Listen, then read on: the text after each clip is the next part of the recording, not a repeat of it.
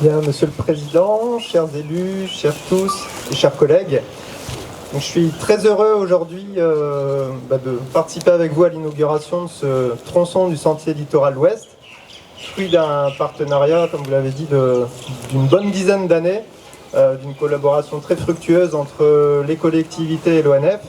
Alors comme vous l'avez dit, ici, on est en forêt domaniale de Saint-Paul. Donc la forêt domaniale, elle s'étend sur un petit peu plus de 90 hectares et c'est une forêt tout en longueur, puisqu'elle fait pas loin de 4 km de long. Alors c'est une forêt qui est complètement artificielle.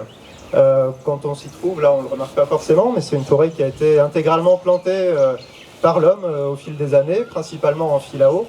Il y a juste une petite partie de la forêt domaniale qui est constituée d'une partie de mangrove au niveau de l'embouchure de la réserve naturelle nationale, mais sinon ce que vous voyez, voilà, c'est le fruit essentiellement du travail de l'homme.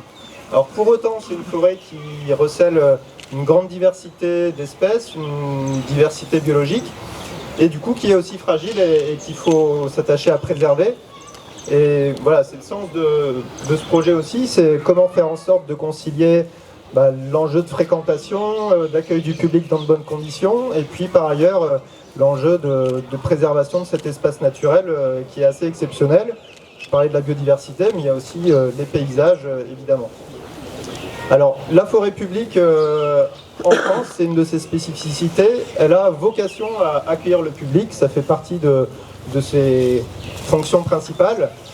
Voilà, la forêt nous rend plein de services, on produit du bois, alors, pas beaucoup ici, on accueille le public, elle protège aussi la qualité de l'eau, elle abrite la biodiversité, etc.